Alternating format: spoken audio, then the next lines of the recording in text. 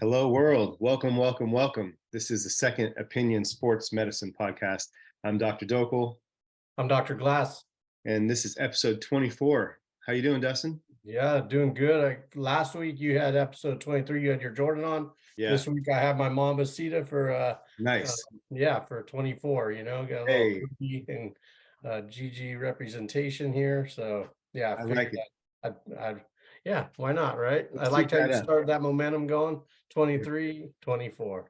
Yeah, I like it. I didn't put one and one together, two and two together, but that's awesome. That's sweet. Yeah. Well, dude, we did it. I want to clap it up for you. I'm glad it's episode 24. Yeah, We you too. started before the beginning of football season. It is the end of football season officially. Not that there's ever really an off season with the NFL, but Super Bowl yesterday. So, what'd you think of the game right out the gates? Yeah. Let's see. What did I think of the game? I thought it was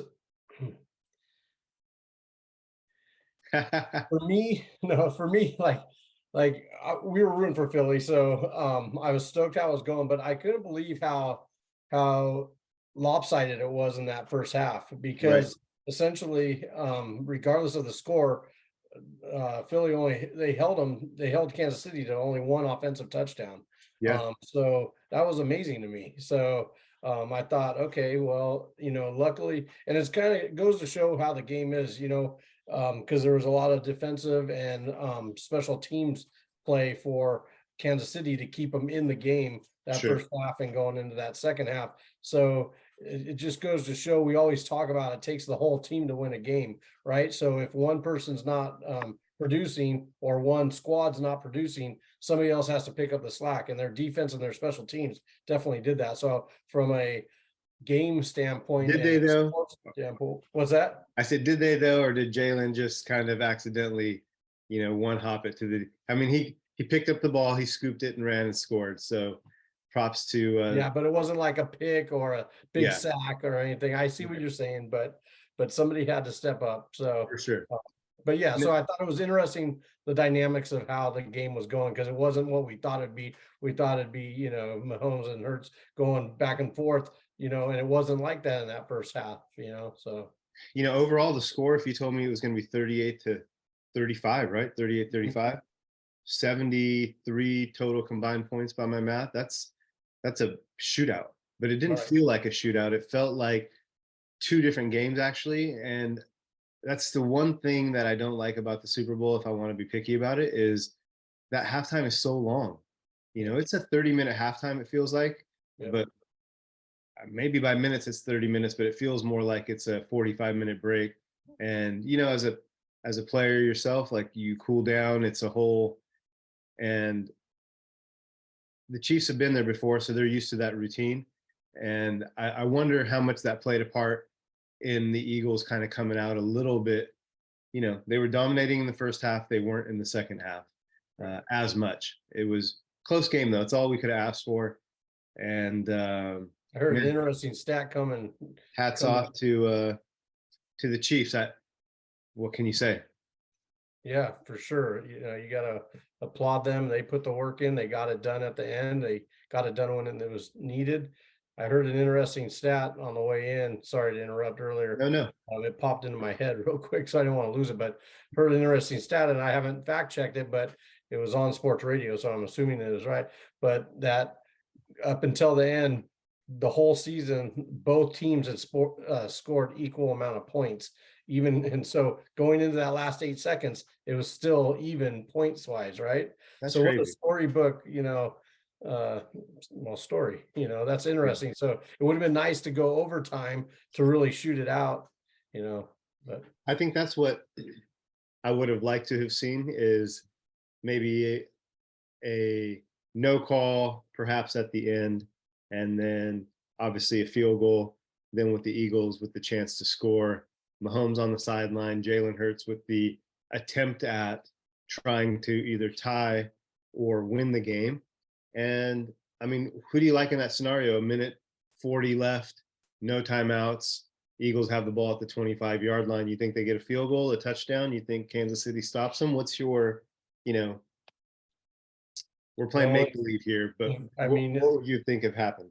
I mean, if you look at the stats with what Hurts did, he had over 300, 300 yards. He had three touchdowns himself, four total touchdowns, three Yeah, himself.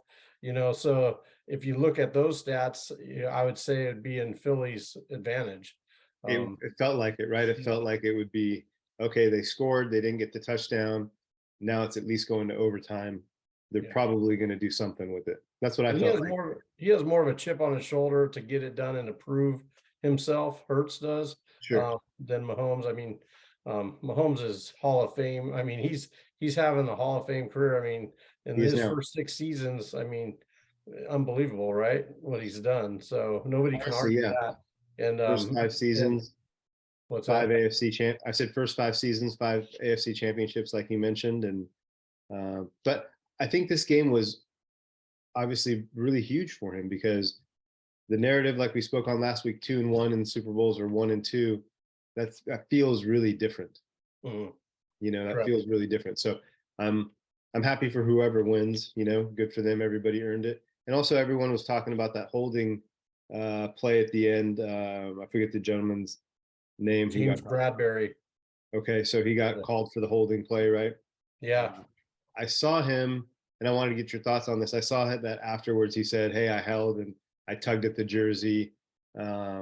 What do you think of him admitting that at the end or saying something about that?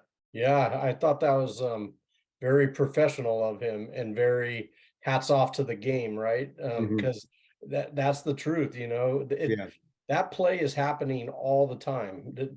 He just happened to get called for it. But right.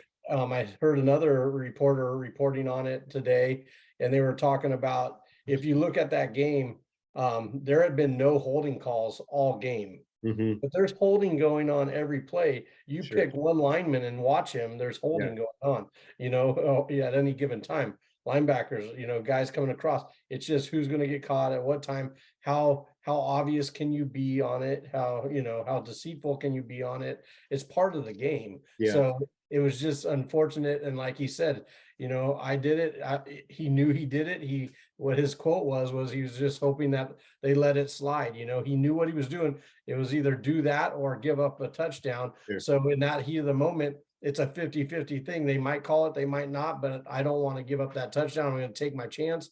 Yeah. And he, by him admitting it, gives respect to the game, gives respect to the refs, and hats off to him. It totally squelched all the naysayers and people that wanted to blast the refs. I mean, when you got the guy admitting it, it quiets Right. all conversations. It And does. so I thought that I think that's a really I don't think most people would do that. I don't think most people would admit that like that. So that Right. just tells me what kind of character he is, to be honest. So Well, it is nice and refreshing that he was honest, and I do agree with you. I think most people probably would have said nothing or been like, "Hey, it is what it is." There's a lot of responses that you can have when somebody asks you that question when you're in that spotlight. You're right. There wasn't a holding call. I noticed that kind of early in the game. There was a uh, illegal hands to the face where uh, oh yeah, Stu Sue. kind of had it, but that was like a shoulder pad. It looked like to me that got up in the face area with the neck. And so again, that's one of those that happens every single play almost Yeah. in the trenches. And so you can find that. Um, Sometimes I feel like the subjectivity in the officiating can be a little annoying if you're a fan. I can see how you'd be like, oh, this or that. But what you don't realize or what you forget, I think, as a fan on TV, is it's bang bang and it's where you're at on the field. It's not like there's 90 referees or it's some AI where there's cameras all over and a computer decides whether it was a catch or not. Sometimes the official's out of position. Sometimes you're bodied out and you can't see things. So, you know, I can live with the subjectivity and sometimes what's perceived to be a bad call or an aggressive call. I did feel like, hey, in that instance, don't throw the flag because it's the end of the game. But also, he did do it. So it's like, you know, what are you going to do? You can't do anything about it. I thought it was a great game. It was close till the end. Also, let's talk about, you've coached a bit. I've coached a bit. I coached high school varsity football. You've coached your daughters at all levels. And worked with, athletes all the way from professional to Olympics. I really thought there was a smart play at the very end of the game, and that was the run where the guy slid. Was it Isaiah Pacheco? Yeah, I know. Was it 1 or 11? Pacheco's 11, I think, or 10. I You thought know it was what, number 1. man? I feel bad that I don't remember who it was specifically, but whoever. I'll look while you're talking. Okay, yeah, I just thought it was. He could have gone in and scored. The natural reaction is to go in and score. And he was smart enough in the moment to think like, hey, we need to just keep the ball, or he was told, or both, right? And Yeah, to do that and slide and stay in bounds and not score, that takes a little bit of athleticism too. I'm going to be honest. Uh, yeah. we've seen a Oh, lot yeah, of quarterbacks try to slide and like flop all over the place, sprain an ankle, whatever. So that saved him. Had he yeah, scored, Eagles get the ball back, they could score and go for two and end it, right? yeah, So yeah. um, His name was yeah, Jarek McKinnon. Jarek McKinnon, thank you. Yeah, no, there was athletic, and then they showed the replay of it, and I mean, his toe came right there, and they popped up, like you said, athleticism. Yeah, And I turned to my daughter who was sitting next to me, and I'm like, pulled her in. I'm like, oh, that guy could have had a touchdown in the Super Bowl, yeah, but yeah, it was the right play to do. And it was from a human side, and knowing he might not ever get another chance to score a touchdown, right? But yeah. he had to do the right thing and he had to be coachable at that moment, right? Coach Yeah. said, hey, anybody that gets that opportunity, you got to get down. Or maybe Mahomes said that, They so guaranteed him the ring, right? yeah, right. So that was the ultimate. Yeah, Look, we know about win probabilities. I'm a Charger fan. I know about win probabilities. We saw what happened in this year's playoffs, a 90% win probability and 93% win. You never know, and so that's why you slide in that moment. That's why you just make it 100%. You don't even yeah. give them the ball to where something wild can happen, and then boom. Yeah. Um, It's funny to that point you just mentioned it. It's about the W at that point, right? I was yes, just watching a Netflix, and if you haven't seen it, it's the Bill Russell documentary. Great basketball documentary, nice. I haven't but seen it yet. yeah, what he was told early on in his career, I forget which coach brought him in. I don't think it was his college coach. It might have been his college coach or the Celtics coach, but basically when he was coming up in the league or through college, and he was worried about himself and how much he was scoring or not scoring. And Hmm. the coach pulled him aside and said, hey, we brought you on for one thing, to win games. He's all, I don't care what your stats look like, as long as at the end of the game we have a W next to our name, you succeeded. And that transformed his whole career, because from there on, he never cared about his individual stats. It's just, what are we going to do to get the W? Right, And by playing that way and having that mindset, he was one of the most decorated basketball players ever. legend. So yeah, it's a great documentary. If you haven't seen it, check it out. Yeah, I almost started it the other day. Is it multiple episodes? It must Two, be. Okay. two, yeah, So that's not too much of a commitment, but yeah, yeah, I no, almost started it, but I wanted to have the time, so I passed on it in the moment. But yeah, it's on my watch list for yeah, sure. definitely worth it. A lot of good old time stories, and they got a lot of new guys in there talking about what it took to do what he's doing at that time, and worth a watch. Dude, nice. Yeah, I'll have to check that out for sure. Also, before I forget, and I don't want to forget, I wanted to congratulate Melvin Gordon, ex-Charger player, who was on the Denver Broncos earlier this year, was released, got picked up by the Chiefs, celebrated a Super Bowl win. So I'm happy for him. I've known him a little bit, just having him, be on the Chargers on the years that they were in San Diego, and then in the transition out to LA. And some people might have some opinions about players once they leave your favorite team and they go to another team. They might, I don't like that guy anymore. Look, some people root for uniforms. I personally root for players, and so regardless of whatever team you're on, I'm happy for people, and I'm specifically happy for him. Just knowing a little bit of his journey, and really any player's journey at this level, everybody has a story, and I'm just happy for him and his family. He was celebrating last night, and I saw him smoking on a cigar and Yeah, so dancing it up in the locker room, and that was yeah. pretty cool to watch. It He was got an epic pretty picture cool. off of that, smoking that cigar. I don't know if you saw it. I He's did holding a not. trophy, He got the cigar in his mouth, but the smoke's just coming out. It was just a perfect picture that he's I'll going to look have it up. for the rest of his life. But he also tweeted, or somebody else tweeted how it began, how it finished, one of those, and it had Nice. him on the bench with his head down, and then him celebrating. So That's how the great. season started, how it ended. It was pretty cool. Yeah, man. I mean, it's easy to judge as a fan, right? Like if you have somebody on fantasy football, you're like, oh, I'm really like invested in this person, and then he, whatever the reason is. But it, yeah, it's for him and everybody else, right? I know he didn't get any reps in the game, but hey, at the end of the day, he was a Heisman Trophy finalist. He's a two-time Pro Bowler. A lot of people play in the league and never make a Pro Bowl, and now he's a Super Bowl champ. So. Yeah. And he's a good person and was a good teammate as I knew it. And yeah, I'm happy for him. It was cool to see him just celebrate. It's like, man, that's what everybody works so hard for, is for that moment of celebration. And actually today, on another tip, I was like, wow, it's day one of the off season. Mhm. I saw Patrick Mahomes at Disney World, right? Disney World, I think he was, yeah. And yeah, officially the off season. So it made me reflect on a couple things like our 24th, almost our midway point, Mhm. 25, halfway to 50. But yeah, here we are, off Yeah, season time. yeah, yeah. No, just to wrap up the Super Bowl, you know, we were talking before about the Philly player, the running back, Boston Scott, after the game, looking on and just staying afterwards to see Kansas City celebration and standing there, taking a moment, taking it all in. You see that every once in a while, a player, the picture of him standing on the sideline like he was on an island, nobody around him, on their sideline, Mhm.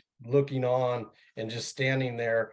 You wonder what's going through his mind. Is it one of, jealousy, sadness, or is it, hey, I'm going to take this moment in, I'm going to capture it in my mind. This is what's going on my vision board. This is where I want to be next, from a Right. competitor side, and from a guy that does, believes in visualization as part of your training.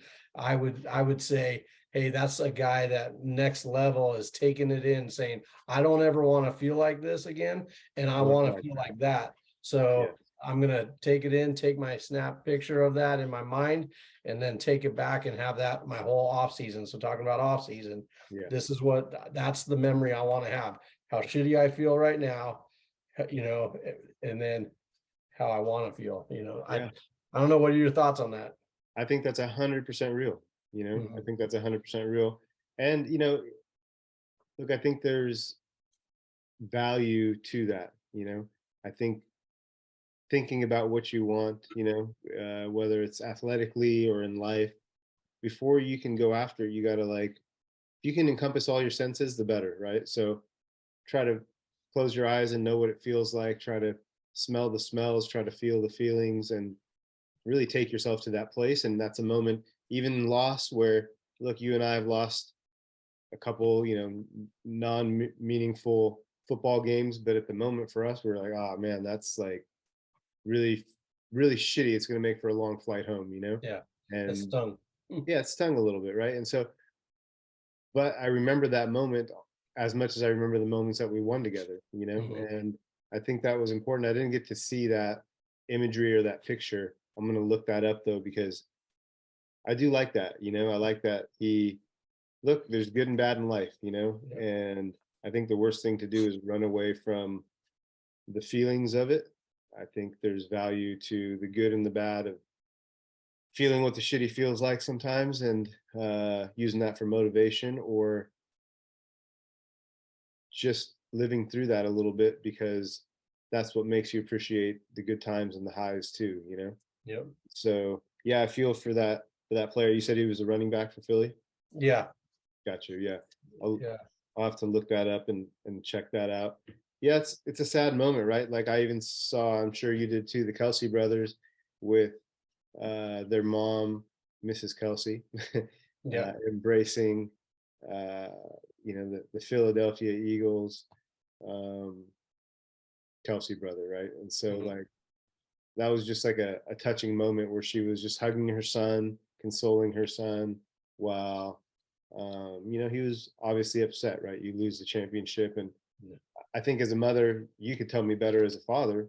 I'm sure she prepared for that moment, like she knew one of her two sons was going to be upset, Mhm. and that's probably a tough moment as a parent. Yeah. No, that was a touchy moment. You see her tap his shoulder and he turns, just not knowing who it was. And then you instantly see him turn into like an 8-year-old little boy, just in a split second, right?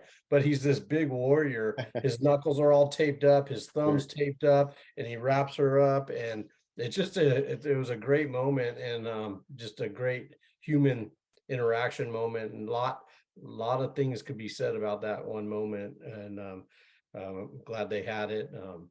Uh, Flip side to when he hugged his brother, I don't know if you heard that quote. No.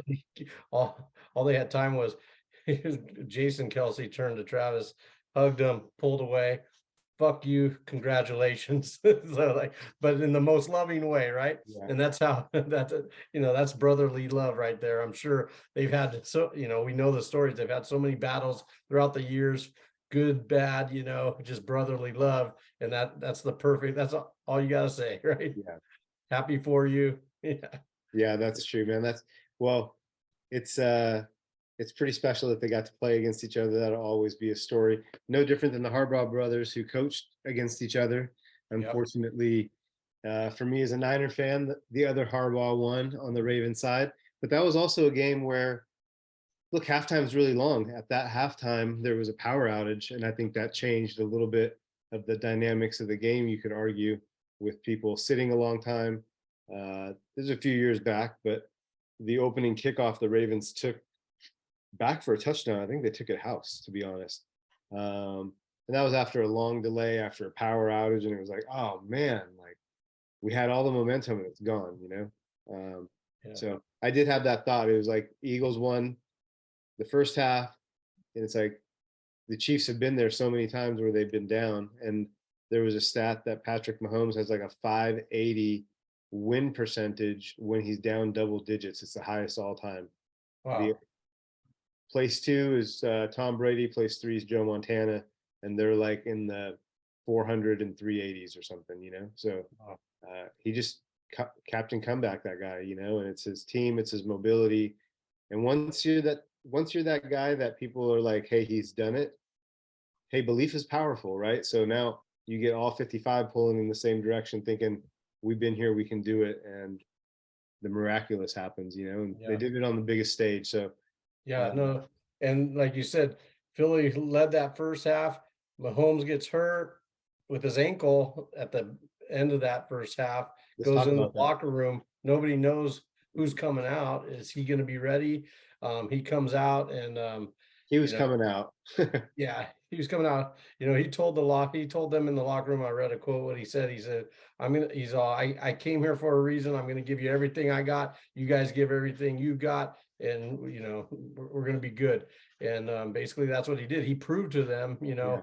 and I think he, by design, you saw what he did. I mean, he took off for a run, and it gets those, okay, he's for real. He's gonna give everything. He's hurt, and we might as well do the same thing, and it proved him right. Another thing on that, of how hard they worked. Hats off to the Kansas City O line. They didn't give up a single sack that whole game to one of the Yeah. best, arguably the best defensive lines. Right? That's a big deal. That's That's a big huge. deal. Yeah. Yeah, yeah, Um, there was a lot of things about that game that you could be excited about. I think if you're a casual fan, you're like, wow, 35-38, there's a lot of scoring. There's a penalty at the end, and they kicked the field goal. Some guy could have scored and he didn't score, but then they scored a field goal. So if you're a mm, casual fan, maybe it was just super exciting. I thought it was a good Super Bowl. yeah, Look, there's probably two or three teams that could have been holding the trophy up at the end with one break this way or a break that way, and it ended up being the Chiefs. And the only really scary moment injury wise was the Mahomes ankle turn where he was running and it got turned under him. And all of a sudden, you were like, oh man, if he tweaked it really bad, then he's going to be limited even more, right? yeah, And it didn't look like he was limited at all. In fact, the run that he had he had a 5-yard run where he kind of got out of the pocket, and I read that he hit his highest speed in the playoffs, 18 and a half miles an hour. His previous high, I think, was 12 or 15 miles an hour. So this 18 and a half miles an hour was his. So it was 5 yards. It was more out of the pocket, getting around somebody. He got positive yardage. But when he needed it, he said, well, let's see what happens. Let's, hit the gas. And maybe he didn't even think about it in the moment. But, impressive. So I'm glad there weren't any other injuries. I did want to bring up something. I don't know if you noticed. A lot of people slipping on the field yesterday. Yeah, I did. So it was funny because while we were watching, and I guess they reported on it earlier, and I hadn't heard this report, but I was with my family and they had heard several things about the paint job on the field. That's what they kept talking about. And in my head, I'm like, well, they paint every field. They paint every, that doesn't really resonate with me, because it's not like the first time they painted, and this wasn't artificial turf to where it would be slick. This was, grass turf. You sent me that great video of how they worked weeks, or not months, to grow Years. that turf. 2 And then years. 2 years. Okay, yeah. 2 years I was gonna say, as soon as I said weeks and months, there's no way that's growing. Yeah, they put 2 years into that turf. That turf was unbelievably prepared. And then it was crazy how they brought it in and brought it out for sunlight. That was amazing. Yeah, So that field is super nice that they can basically wheel out. That field's on a track. So yeah, I've seen it, and it's great. yeah. It's amazing. So I did a deep dive into it, and maybe you saw the same thing today. What they were speculating happened with that, because there was more slipping in the second half than there was the first half. Mhm. And what they're speculating was that Rihanna's stage was so massive for the Don't field. blame Rihanna, bro. Don't Yeah, blame I'm Rihanna. telling you, this is what's out there. It was all that dancing going on. No, Yeah. basically it was so heavy, it compacted the turf in those areas, and then there was actually moisture built up during that period of time on the field while they were, and it didn't have time to evaporate. So you had the turf impact or compacted, and so everything was compressed down, making it more slick, and there was more moisture on it from the stage presence. So that was kind of interesting. I said, well, that makes more sense to me than there's, an issue with paint, So I don't know. I can't What's your believe you're thought? blaming Rihanna. I can't wait. Yeah, Wow. I'm Dr. telling Death you. and Glass blames the Philadelphia Eagles loss on Rihanna. Yeah, gotta play. You know what's interesting? So I turn on everything this morning just to check out what's going on. There was more conversation about Rihanna's halftime presentation Yeah. and about the beginning of the game than there was anything, because the game really wasn't too eventful. There wasn't too much, it was just great football happening, Yeah. but there wasn't too many big controversies, too many big injuries, and it was just more conversation on her halftime show. So Right, right. I had a thought about, since it's in the desert. Well, two things. They said they spent I think I read $800,000 on that field in 2 years' time. wow. Actually, I thought I sent you the link, but yeah, it was a lot of money and a lot of time. It was 2 years. And about the paint, they always have the logo in the middle, right? So whether it's the NFL logo, if it's like a big nationally televised game, or a team logo, the end zones, of course, are painted. And then usually around the 25-yard line, there's also an additional NFL or something. So what I did notice is, because it was Super Bowl, it was between the numbers, and it was like from the 15 to like the 30, right? Whereas normally I feel like that's like from the 20 to the 30, maybe, it's like smaller. So it was lengthier. It was more fancier of a logo. I guess it was bigger. But what I didn't really think paint. What I thought was, it got cold. It's the desert, and it gets hot, and then at nighttime it gets desert cold, and so there's condensation.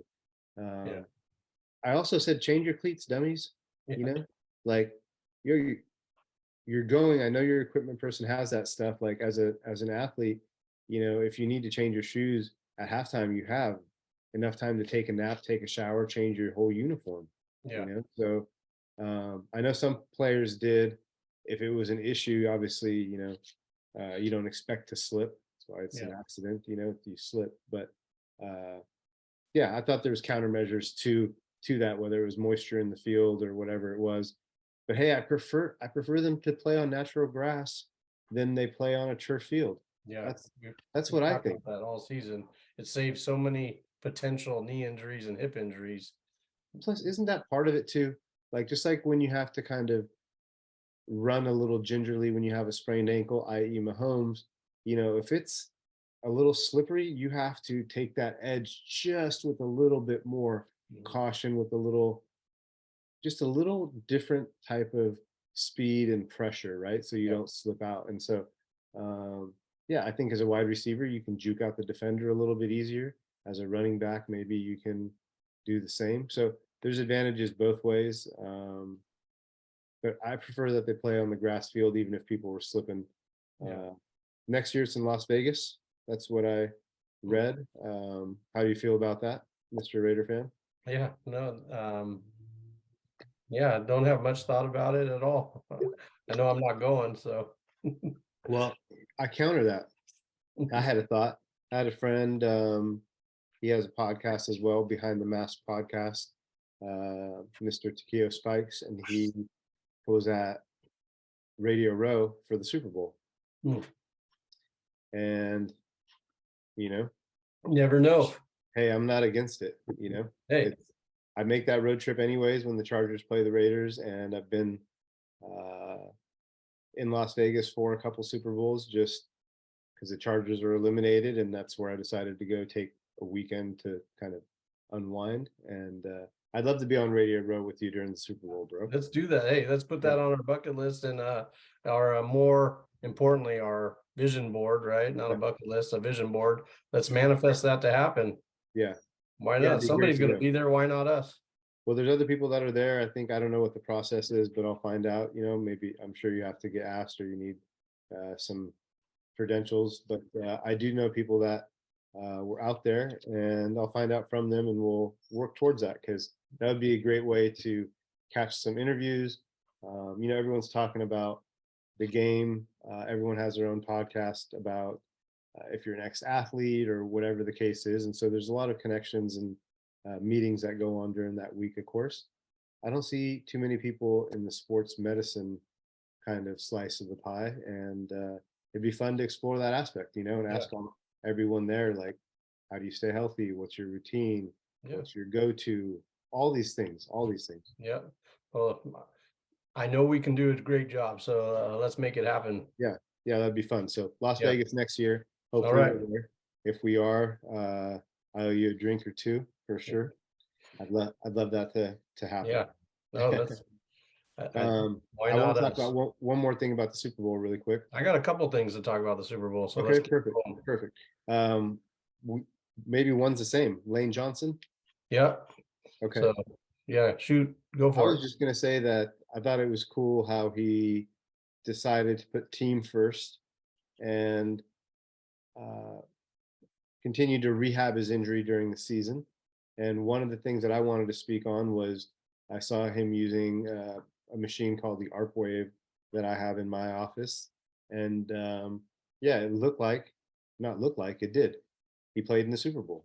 So whether that was the sole reason or just a contributing reason, it's cool to see something that I use in my practice, see him also use it, at least as an adjunct to get on the field to play in the biggest game of the year, Yeah, no.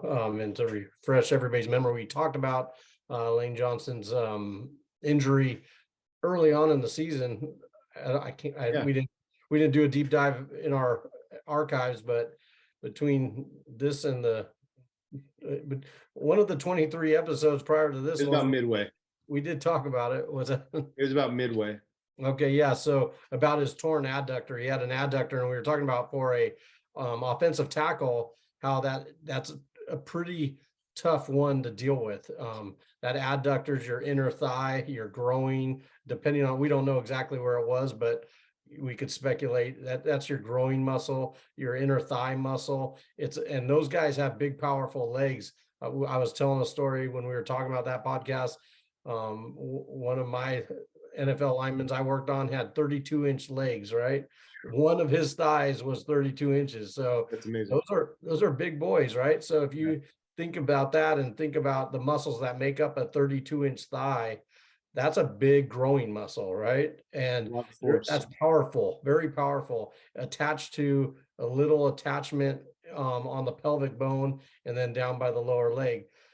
So when you strain that or pull that and have to then go and use it when you're pass blocking or run blocking and having to, get around the corner, that's not easy to do. So hats off to him to repair, recover, and do as much as he can. Wrap it up, tape it up, shoot it up. I don't know what they were doing, but Yeah. whatever he had to do to get to that point, ARP wave it up.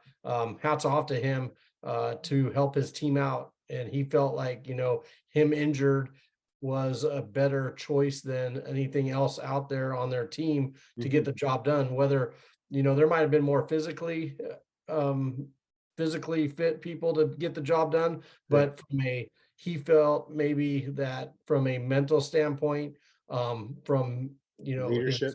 leadership, thank you, that's what I was trying to think, that he could offer something to balance that injury out. And I'm sure his medical staff and his coaching staff agreed with that, right? Because you have plenty of personnel that can replace him from a physical standpoint and from a Sure. skill standpoint when somebody's injured like that. But in my opinion, he must have had some leadership skills out there that the team said we need him out on the field to get this job done. And until the other team can prove us wrong, we're going with you, Lane. And he got the job done. So now now he got done. He could have a little R&R for a couple days, and then they said he's going to go in for surgery this week and get that repaired so he could start the recovery process Yeah. over ASAP. the next few weeks. So as soon as the team meets and he can get going. Yeah, that's a testament to how much these guys put on the line. I think some people know, some people probably feel like you just collect a paycheck and they get paid. It's an easy job. Oh, I played that in high school or played in college. I could definitely do that. But here's the thing. You might have been talented enough to make the pros, but that doesn't mean that you're disciplined enough to make it to the pros or stay in the pros, right? And that's just one thing that you have to deal with, right? And so yeah, you hit on all the major points, I would say, uh, on him, and hats off to him to play. That's awesome that he got in there to play. And think about it, how many 4th and 1s did Philadelphia go for yesterday? All right. You feel better when all your people are in the trenches with you. Yeah. I'd rather take a half a Dustin Glass than a full somebody else. Some Well, thank you. Yeah, you know I what I want to mean. be So right like, in there. Yeah. yeah, like Yeah. you want your teammates there, you want everyone there, and you have your teammates back, and that's cool that he played. And it seems like he'll have enough time to make a recovery by the start of football season. What say you if he has surgery, say before the end of the month? Yeah, it depends on what kind of surgery and how bad it is. You could either have where they like a tendinoptomy, where they basically the muscle's so tight around the area that they actually do kind of like a release to Hmm. release the tension. So they put a little incision in there to kind of remove that area, remove Sure. that pressure. Or are they going to have to, if it's torn enough, anchor it down? If that's going to be more of a recovery if Recovery. they have to actually use hardware, anchor it down, versus if they're just doing like a release. So, but either way, the standard bottom line, what everybody says, 6 to 8 weeks, for something like that, just to get the tissue. And then it's another couple months to get the range of motion, and then strengthening another couple months. So, we're looking at 2, 4, 6 months, I mean, uh, it's six of months till 6 months till August from here, right? So March, April, May, June, July, August, and so that's like probably the bare minimum on either one of those procedures, I would probably say. And if it's the latter, the one that's more serious, a little more invasive with the anchoring and the hardware, then shoot, without somebody, I mean, everyone recovers differently. It depends on yeah. age, it depends on injury. So those aren't things we know. The point I think more was that he opted to wait on surgery so he could play in the Super Bowl. It's a good teammate, and he made a Yeah. difference. He made a difference. they I converted would, on those 4th and 1s that mattered. yeah, for sure. I would speculate, since he was able to play through it, that it's not the major one, right? If you're anchoring, you're having to do something, you're not playing really. So I Yeah. would speculate that it's the decompression type, or maybe he has a little, tear where they're going to go in there and suture it up and secure it. That's another option. So I'm not an orthopedist. I don't know the full extent of how those surgeries work. So if any of our listeners have more insight on that, I'd love to hear that. I'm sure you would too. I do want to ask you your opinion on that ARP wave. What's your experience with it? It's been around forever. It's one of the oldest technologies out there. They just keep improving on it and getting better Mhm. over the years. I've known about it, for 15, 20 years. It was really big for a while, and then it kind of ran its course because new things come in. I think Sure. around the time laser and light came in, the ARP wave kind of got kicked off, even though it's different modalities. And Yeah.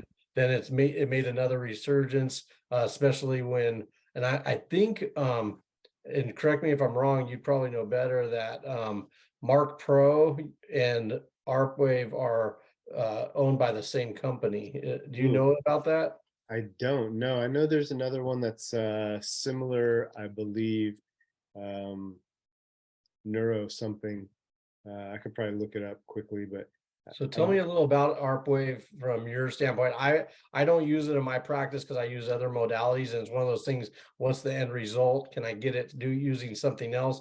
And so I never purchased one of those. I've referred out for it. I love the tech. We use it with the teams. I know sure, it works really well. Just in my practice, I never used it. I use a lot of Mark Pro, which that's why I think it's part of the same company. probably And probably very similar.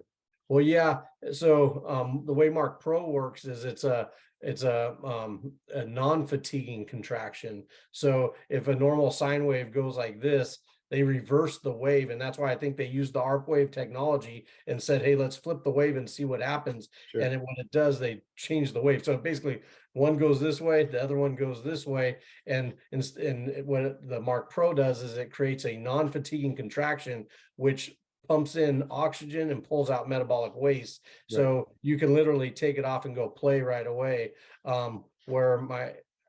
And so that's why I think it's a little different than the ARP wave, because it's not breaking down tissue to rebuild tissue. Is that kind of what Yeah. ARP wave is about? If when I've used it with athletes, if somebody is going to go to practice, or we used it on a game day, on a like a Sunday morning before kickoff as a warm up, so to bring more blood to the area, to bring more oxygen to the area, more specifically, and take somebody through movement. So one particular person had like a hip, another person had a knee, and so they felt, the quote was from them after doing kind of going through like a warm up protocol, uh, that they felt like they'd gone through 45 minutes of their whole warm up. So Mhm. this particular player was like, hit the hot tub, go through the stretching, go through the whole pregame routine of doing his positional activities, uh, routes, warm ups, et cetera. And so it was a way to kind of get the muscles warmed up, get them, um, like, charged basically, right? Like, uh, and so I used it in that setting pre-game, but I also used it for recovery. So if somebody had a injury, a sprain, strain, um, there's a couple people who had surgeries and their season was over, and so we used it to start to get some stimulation day one, right? So you can't move the joint; it's immobile, but we're putting it on there, and we're able to at least flush the area out, or at least stimulate a muscle that you can't contract due to lack of motion of the joint, perhaps. So Mhm. the ARP wave contracts your muscles at 240 some odd times a second. And so I make the analogy with patients that doing, say, 10 minutes with the ARP wave, say if you have it on your quads and hamstrings, is equal to doing, say, a half hour or 45 minutes of an actual workout. So you can take the intensity up. It creates involuntary muscle contractions significant enough to where it'll pause you from making normal movements. I've used it on things like frozen shoulders. sprained ankles, and sprained strains. So a lot of like back stiffness, some chronic pain. So basically, it's 4 electrodes. I didn't explain that. Just like you're familiar with tens, it's kind of the same thing. So that's how I break it down to a patient. And hey, if you had tens in a previous physical therapy office, same principle. We're putting these pads on you. We're going to run current through it. You might be familiar with the tingling from a tens unit or the tingling from a E-stem unit, which has different settings. And so you can create some contraction with an E-stem unit as well. So for people who are unfamiliar, that's the analogy that I use to get them comfortable with visualizing what they're going to go through. But the use of it and the technology of it is different. You're running current through the muscle for different purposes based on what the settings you put the machine on, Right. So you're looking for a different end result. Right. But the feelings, yeah, so there's like, I always talk about 3 kind of modalities in that sense. Most people are familiar with the TENS unit, and for those that don't, that stands for transcutaneous electrical nerve stimulator. It's a nerve stimulator, not a muscle stimulator. So you use the 4 pads, you turn it on, it looks like a little old school pager, it's got a couple little dials.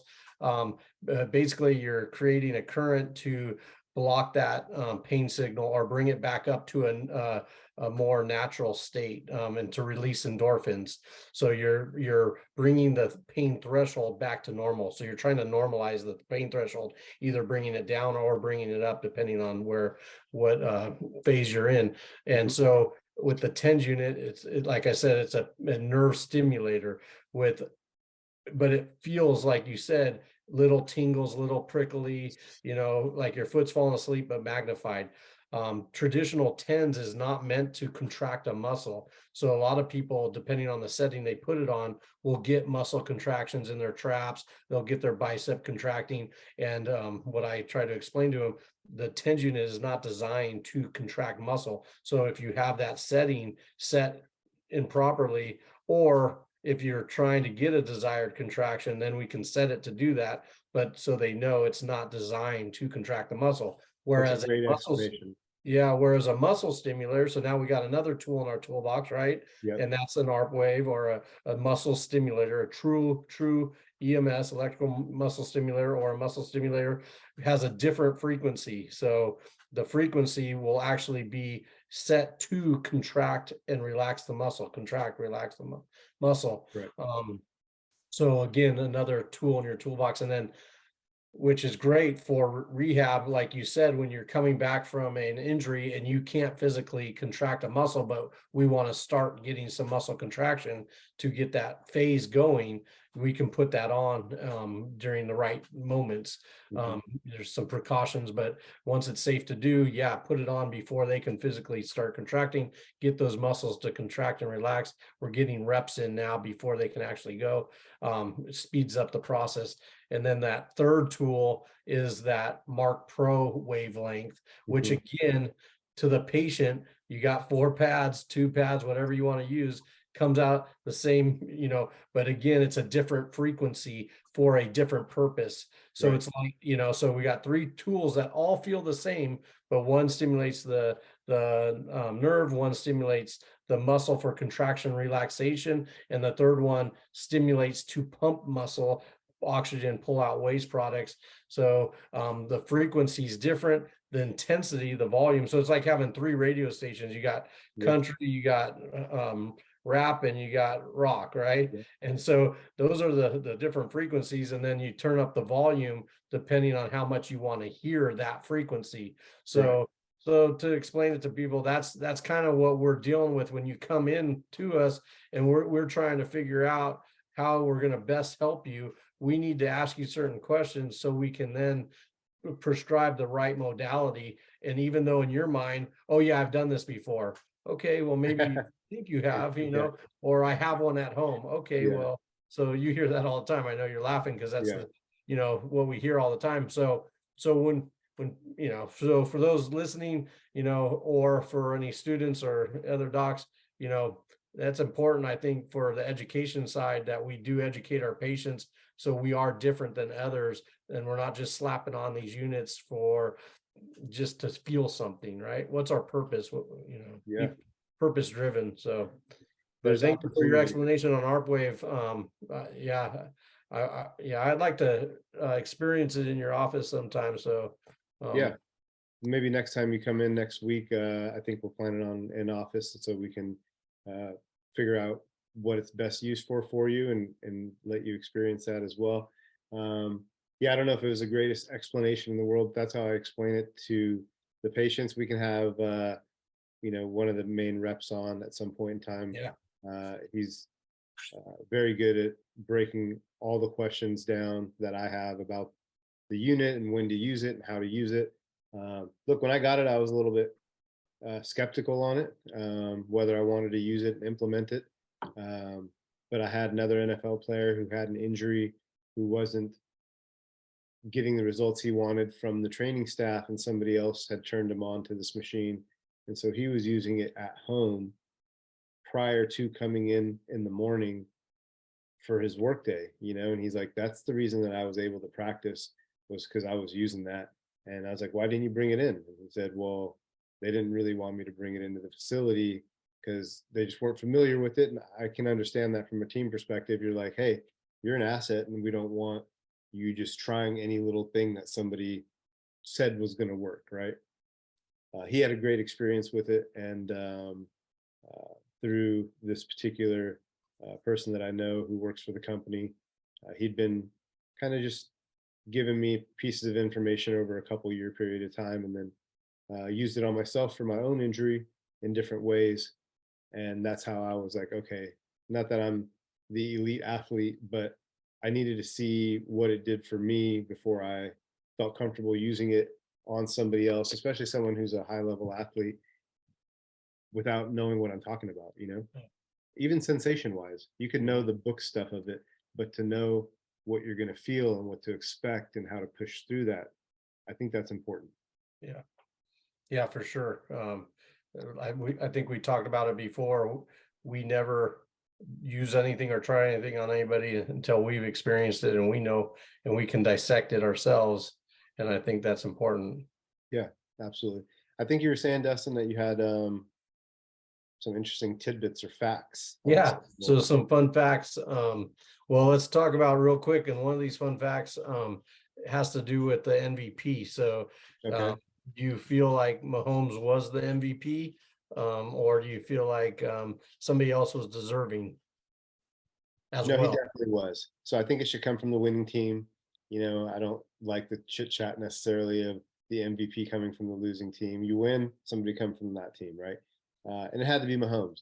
He's Mhm. he's the most valuable person on that team. They go. So I hear what you're saying about, I I agree. It's a tough one. I agree when it's very obvious who the MVP should be, and it should typically come from the winning team. Yeah, Sometimes you have just unbelievable play. I mean, Hurts stats were better, but he didn't get the W, and that's a bummer, right? yeah. So if he would have got the W, it would have been undisputed. He deserved it.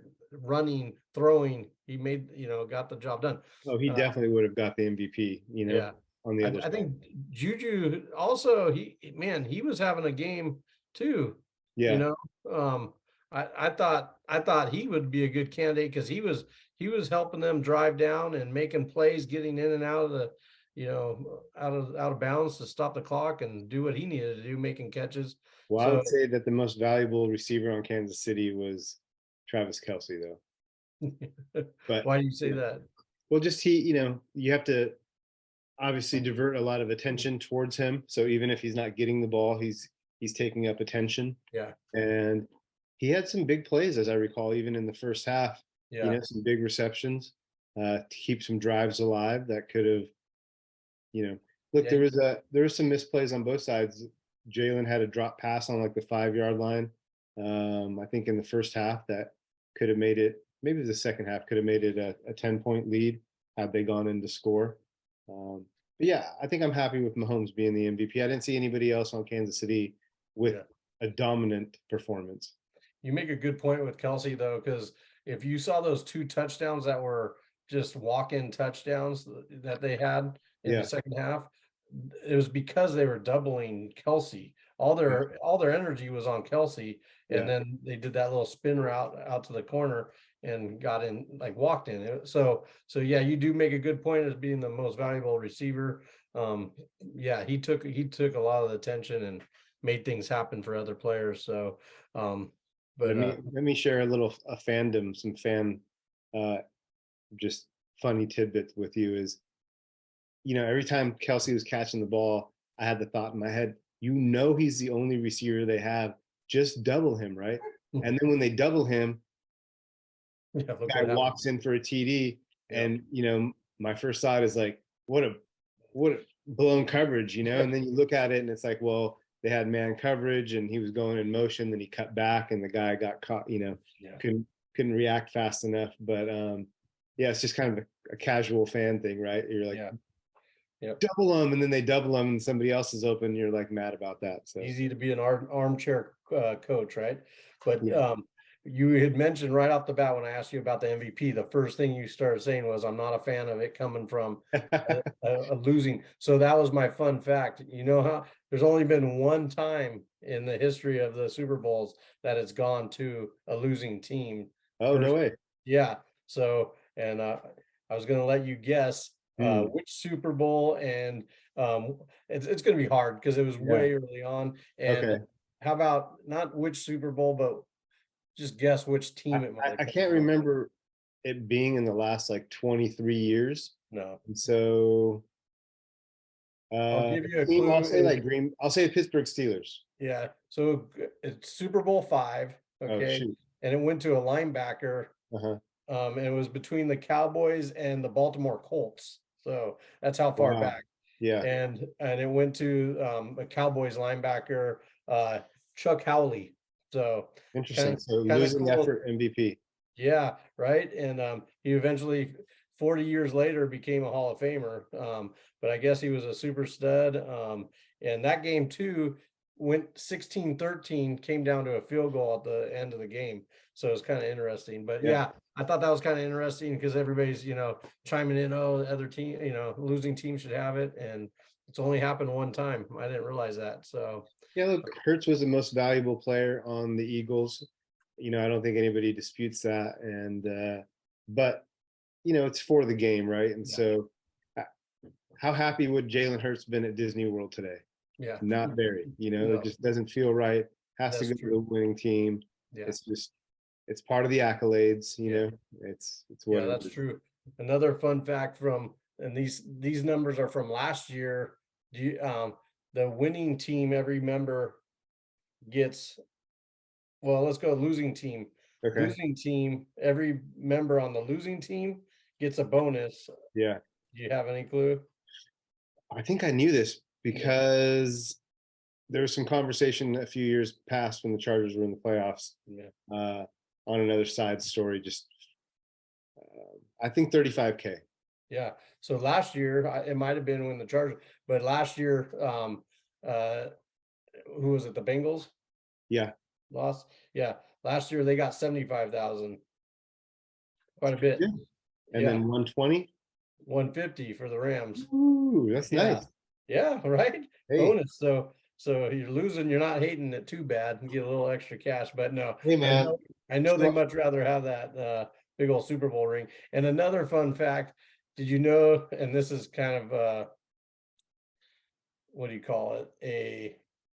Not a rhyme, but a riddle kind of, Mhm. because it's a stupid comment, but um the question is, does the second place team get a ring too? And Nope. the answer is yes, because they are AFC or NFC Oh, champions, yeah, right? yeah, So I don't think that way when sure. you're posed that question, but yeah, so they will. I don't think. Well, I don't know if you get one for being the champion and a champion. You know what I'm saying? Like division champion? Yeah, you might get it. I guess you would. No. No, I don't think so. I think if you win your division, you just win your division, and then you're Yeah. in the playoffs. Yeah. So then yeah, so that was kind of interesting. I have a few more fun facts. You want them? Yeah, yeah. Let's hear. Yeah, little Super Bowl fun facts. This is from this year, so because there was a lot from previous years, but Let's see. Well, 12 franchises have not been in the Super Bowl, so that was kind of interesting. That sucks to be those franchises. Yeah, yeah. From a calorie standpoint, the average person going to Super Bowl parties Oh or wow. just indulging in Super Bowl will consume on average 8,000 calories just from Super Bowl party. What? Yeah, right. And here's some of the breakdown of foods from quantity. There will be Yeah, 130. wait, pause real quick. Did you Yeah, say 8,000 calories was the average? That's like 8,083 calories on that's like average consumed three between times food, the average, alcohol. Yeah, 3 times the average recommended daily allowance for on the one day. average person. Yeah, Wow, interesting. right. Well, I guess one day I could see that. I was Yeah, thinking like you just blow it during out. the game, 3 to 6 or something, but Yeah, makes sense. you blow it out. So here's the food breakdowns on some of the most popular foods. So avocados, huh? 139 million avocados would be prepared on the Super Lock Bowl it up. for all Yeah, dips. Yep. Ribs, for 10 sure. million pounds of ribs would be prepared. It's a Uh, lot. wings, 1.45 billion wings would be consumed Dang, yesterday. That's a lot of a chickens. lot of wings. Yes, Um, as that's far as heavyweight. as far as beer goes, um, 52 million cases of beer. That's 1.24 billion in sales just Jeez. on beer. That's a heavy day for the Beer beer yeah. companies. Um, were you one of, well, I know the answer to this, but there's, guess how many people typically take off Monday like it's a holiday after the Super Bowl? I was surprised. 16 million people Wow, so take 16 off Monday. million. So that's like 5%.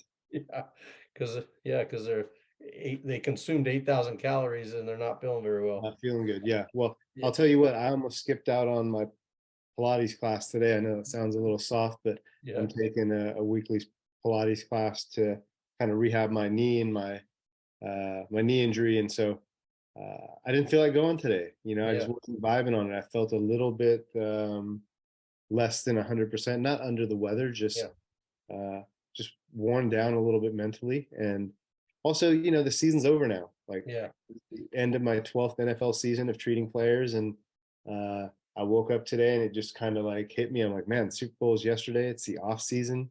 yeah, I'm excited for the off season because I'll get to see other guys and I'll continue to work. But it just made me think about different things and reflect on it. I was just feeling tired. So yeah, long story short, I was looking for excuses to kind of, bitch out and not go. And I ended up going. I'm glad I did because yeah, my instructor said for the next 2 Mondays, she's out of town because she's a professional dancer and mm, has like a ballroom competition or a ballet competition. Um, so I'm glad I didn't skip today because I'm missing the next 2 weeks with her, and it just would have compounded the issue. But I didn't call out of work. I almost called out of my workout. I'm glad I powered through it. yeah, Um, but I had those thoughts. I almost didn't go. yeah. Do what's So right, not what's easy. So my dad always taught me. yeah, So you got to answer the bell, man. that's it. Especially if you're thinking about it, like Yeah, if the thought doesn't occur to you, yeah, and the day slips away, and you're like, oh, I didn't get a workout, and you just didn't think of it. That yep, feels different than when you had the time and then yeah, you actively chose not to go or you talked yourself out. I hate that. yeah, yeah. We want to Not a good minimize thing. those days. Yeah. Last couple facts and then we can call it or Yeah. move on. But uh average cost of a 30-second ad on TV this year was $7 million Okay, for that's 30 big money. seconds. Yeah. That's a heavy price tag. And then the last two, the and this was the cheapest ticket sold on a on a regular platform, not bootlegged or whatever. Hmm. The lowest ticket on those platforms was sold at 5,738 per ticket. Whoa, The average price was 9,927 going interesting. price, and which is a lot, man. And then one stat that they threw out there that, and I tried to find like more details about it, but the most expensive ticket ever sold or purchased for a Super Bowl was 29,000 for one ticket. So, It's but amazing. I couldn't find which game, why, or what the circumstances were, but that's crazy. I'll tell you what, that's not somebody who works for an hourly wage who bought that. You know, Mhm. that's a big ticket. Yeah. So, a couple I've fun looked facts. I've looked into some of those suites before, for other people, once for myself, and I thought it was ironic that you could spend like $50,000 for a suite, and that didn't include food or drink. Mm, You're like, wait, what? That yeah. doesn't include hot dogs? You can't give me hot dogs and Right. soda or some water, a couple of light beers with that. Yeah. So, Man, um, I'll get you. yeah.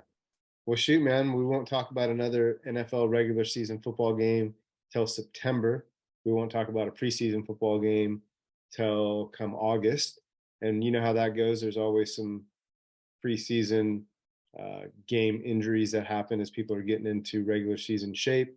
There'll be a whole outline in this off season that we'll go through, from the NFL Combine to training camp to the draft to preseason.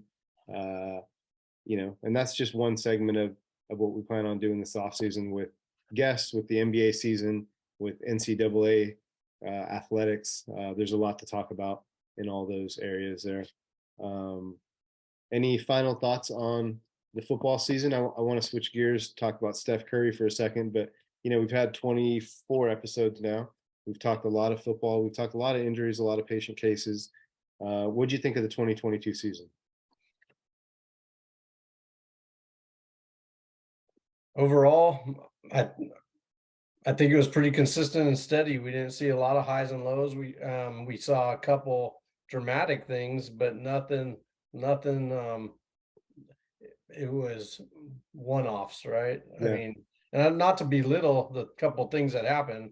I sure. mean, the Tua thing was pretty, remarkable, and that's still playing into effect. Hmm. Um, Stafford's injuries, and then obviously Damar's injuries, and that whole thing, that was probably the most, we've never seen anything like that in NFL history. So, not to belittle those things, but besides that, um, I think it was a pretty good season overall. Yeah, no, I agree. I'm glad that at the end of it, obviously we have a champion, a worthy champion.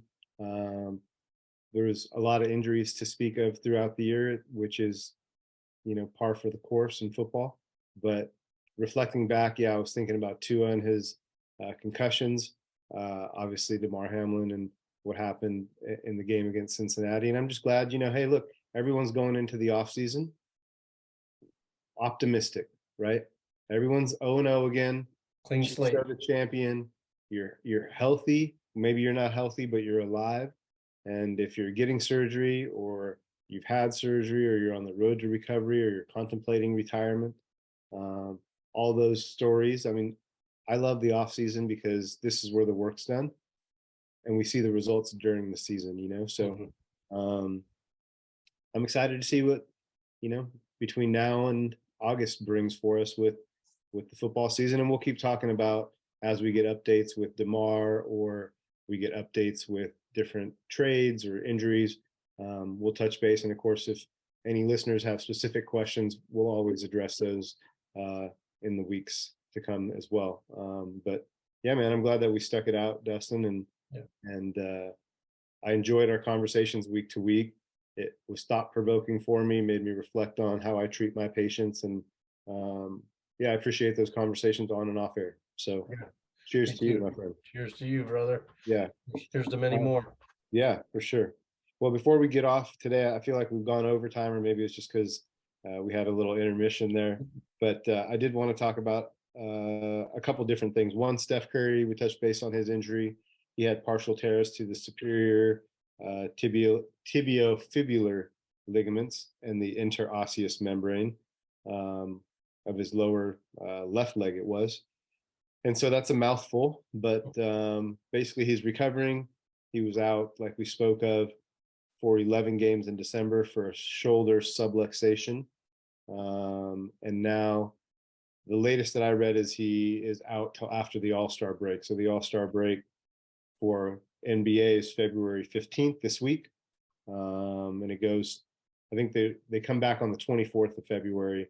So they'll reevaluate him after that. They were saying it was going to be a few weeks, no new news from it. We spoke of the conservative treatment methods that he or the team may employ, or that somebody else listening, physician, athlete, whatever, might be able to utilize.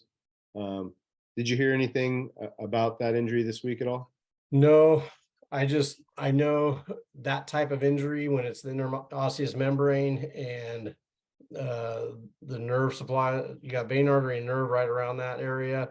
And you can't really do a lot on it without irritating it. Mm-hmm. So for those type of injuries, especially deep in there, like the interosseous area, I want to use that PMF, the LEDs, far infrared, really get tons of blood supplied to that area, passive modality type stuff, and just really bathe that area in blood flow and oxygen and let it just kind of get saturated in there and allow it to heal inside out type thing.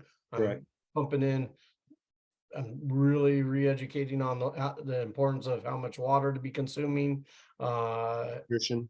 Yeah, just so all kinds of things, inside out type things, because we got to get blood flow. It's a very hard area to heal quickly, but there are things you can do. But in my opinion, to speed it up, and the best results I've seen are from inside out, not what the traditional therapies are of. Yeah. I'm not saying that they're wrong. I'm just saying you should supplement with those other things that I'm Yeah. If talking you want to accelerate it, which is typically the case with professional athletes, you want to accelerate return to play.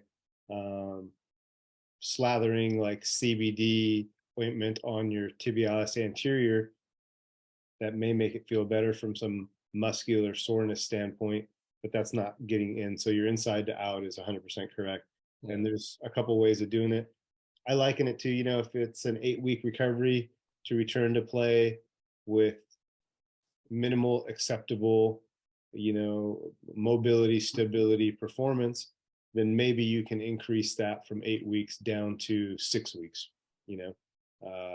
so there is some improvement that can be had there through those things that you mentioned. We'll keep an eye on him. Look, he's a world champ MVP. He's been injured before, has had multiple surgeries before. So we'll keep an eye on how he's recovering. And I do want to switch gears in the next few weeks a little bit to talk about hoop injuries as we get into March in the NCAA tournament, and then also as the NBA season progresses as well. Sounds good. I know you spent a lot of time with the Lakers, so I have a lot of questions about that whole thing. I'm so football immersed. I have a slice of the pie of different other sports, but a great majority is NFL and football players. And so, yeah, I have a lot of questions as far as NBA injuries, what you see often, what your experiences were with the Lakers and players in particular. Yeah, my experience with the Lakers was more on the side of off court type stuff. Mm-hmm. I had a limited time in in the organization. Gotcha. Mostly it was off, like what you do with the Chargers. So, Yeah, but many years. So yeah, many years of injuries with the NBA guys. So absolutely. yeah. Yeah. Well, whatever you're comfortable with sharing in the Oh, for future, we'll sure. talk about, Yeah. because we could have far too many beers or waters talking about different questions that I have and those times in the past. But yeah, well, last couple things that I wanted to talk about, and then we can touch base on anything that's on your mind as well. One is just now that we're in the NFL offseason, maybe next week we can talk about what that looks like for the average person and things that you would recommend for someone who, look, some teams finished at the beginning of January. A couple teams just finished yesterday, right? So we can talk about what that looks like. what that recovery looks like, what you may want to do if you're a professional athlete, or if you're a college athlete or high school athlete. What are the things you want to do in your off season as you build to be your best for the start of the season, and then have the ability to maintain throughout the season, right? The Mm. greatest abilities, availability, you've heard that before. And that's something that I feel strongly about as a sports medicine chiropractor is, I want to keep people on the field. And so there's some things that you can do in the off season if you start to put that effort and energy a month before your season starts, you're behind the game. All the greats, it's 365. And so, yeah, just planting a seed. Let's talk about off-season type stuff next week or in the weeks to come. Sounds good. I'll be Uh, ready. well, what else, man? Anything else on your mind? Nope. I think we covered a lot of good stuff with the Super Bowl. That's what this episode was about. And we touched upon some injuries and we touched upon what we plan on doing next time. So I think we're good. Good, man. Well, I look forward to seeing you next week, hopefully here in San Diego. We'll Yes. get things dialed in later this week. And I have a couple interesting patient cases. One is a whiplash injury that's been several months in the healing that might be interesting to discuss. Another is a patient of mine who broke his ankle, is going to have surgery, and there's some nuances to that that might be worth discussing. Just I think it's an interesting case. Yeah, So perfect. I say, now we can switch gears on that, and that's what we can kind of focus on some patient cases and have fun doing that too. yeah. Before I let you go, what's good this week? What's happening the rest of this week until I see you next week? What's any highlights? Regular work? Tomorrow's Valentine's Day. You better, newly married. Bro, what? Come on now. Wow. Yeah. It's So 13th today? put it on the radar, brother. So yeah, having my daughters, it's always on the radar. For me, I gotta be on point and with my wife. So always a big holiday for me for my for making sure I don't mess that up. Since I'm their first Valentine, right? I gotta make sure I do it right, girl dad. Yeah. Gotta No, do hey, it right. I that's gotta set the tone for all these set other the guys getting into their life. So yeah. Well, nobody can do it like you, but you're right. You got to definitely set the example, set the bar high. I know you're a great dad. yeah, And so that's the biggest thing tomorrow. And then yeah, make sure I treat my wife and yeah, I'm excited. good. I always I love Valentine's Day. So it's kind of weird saying, but it's one of my favorites, to be honest. Yeah, you Um, get to share your love a little bit. Yeah, no, I love that. Romantic at heart, and yeah, so I'm looking forward to that. That's what's big coming up, and trying to think what else. We just grind away during the week and get to the weekend, and then do it all over again. Yeah. Seems like everything's going fast though, right? Yeah. February. We're So middle of the month. I didn't realize it was the 13th today already. yeah, And it is going fast, but in retrospect, we've been consistent with the weekly connections, and we've knocked out 24 that seem to have gone quickly. And so uh, I've said it before, I like the routine, and I'm sure the next 24 will go by quickly. And before we know it, it'll be midsummer again. yeah, I'm hoping I'm trying to zoom you from some international spot. Like, yeah. hold on, babe, I got to zoom in for our weekly podcast, and excuse the glare from the Grecian sun, Dustin, on my There we laptop here, right? go. I hope I that's like it. something that happens. Yeah, get a little vacation Yeah, in. yeah, for Well, sure. dude, have a good week, man. Thank you. More than Yeah, say happy Valentine's Day to you. I thank want to you. give a shout out to my first Valentine, my mom. She was my first Valentine, so give her a shout out.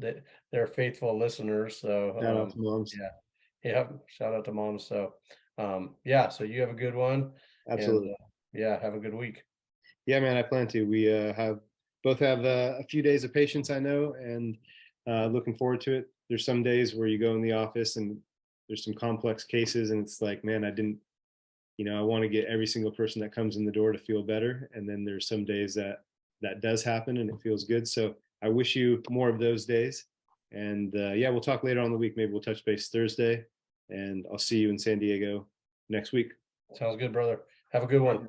You too, bro. Thank you for the time. Good night, everybody. To those listening, if you enjoy our show, tell a friend. We're trying to grow our audience. You can send them a link from any of our, from like Spotify. You can text message them. You can follow or subscribe to us on YouTube. Follow us on Spotify or Apple. Leave us a review if you like, even. We appreciate it. And we will see you guys next week in 7 days, God willing. You guys stay safe. Be healthy out there. Dustin, again, thanks for the time. And I will talk to you soon. Good night, my friend. Good night, buddy. All right, buddy.